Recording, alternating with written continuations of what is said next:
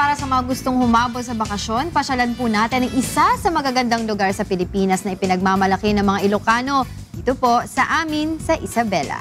Ang Isabela ang pangalawa sa pinakamalaking probinsya sa Pilipinas. Isa ito sa mga lalawigang umukit ng kasaysayan sa ating bansa. Dito kasi isinilang ang Vice Presidente ng ating Republika na si Vice President Jejomar Binay. Dito rin matatagpuan ang Magat Dam Tourism Complex at Magat Hydroelectric Power Plant na siyang pinakamalaking dam project sa buong Southeast Asia noong 1975 kung kailan ito itinayo. Kilala ang kabisera nito, ang Ilagan City bilang corn capital ng Pilipinas. Patok din sa mga turista ang mga naggagandahang beach resort sa probinsya dahil ang Isabela ay isang coastal province sa silangan ng ating kapuluan. Kaya naman, dito po sa amin sa Isabela, aming itatampok sa inyo ang mga patok na pasyalan na maaari nating ihabol sa ating mga summer getaway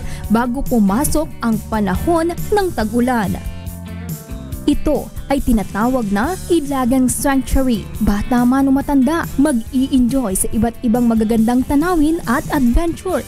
Sapat na ang maghapon upang malibot ang lahat ng pasyalan sa lugar. Sa mga mahilig sa extreme sports, pwedeng subukan ang wall climbing at rappelling na kapwa may taas na 50 meters. Mayroon rin silang zipline na may habang 350 meters. Kung sightseeing naman ang trip ninyo, maaari ninyong subukang sumakay sa kanilang cable car na may habang 350 meters. Matatagpuan din dito sa Ilagang Sanctuary ang Treetop Adventure o Hanging Bridge papunta sa mga kuweba na kung saan makikita ang iba't ibang rock formations, stalactites at stalagmites.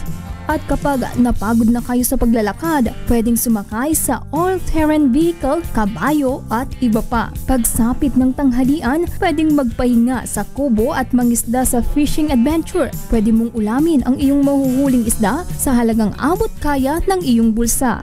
At dahil panahon pa rin ng tag-init, maaaring mag-cool down sa swimming pool. Maganda ring pasyalan ang kanilang tinatawag na Animal Kingdom kung saan makikita ang iba't ibang hayop gaya ng baboy ramo, mga unggoy at iba't ibang uri ng ibon. Kaya naman, bago matapos ang summer season, isama na sa listahan ng inyong itinerary ang Isabela Province. Umay kayo na dito'y Isabela.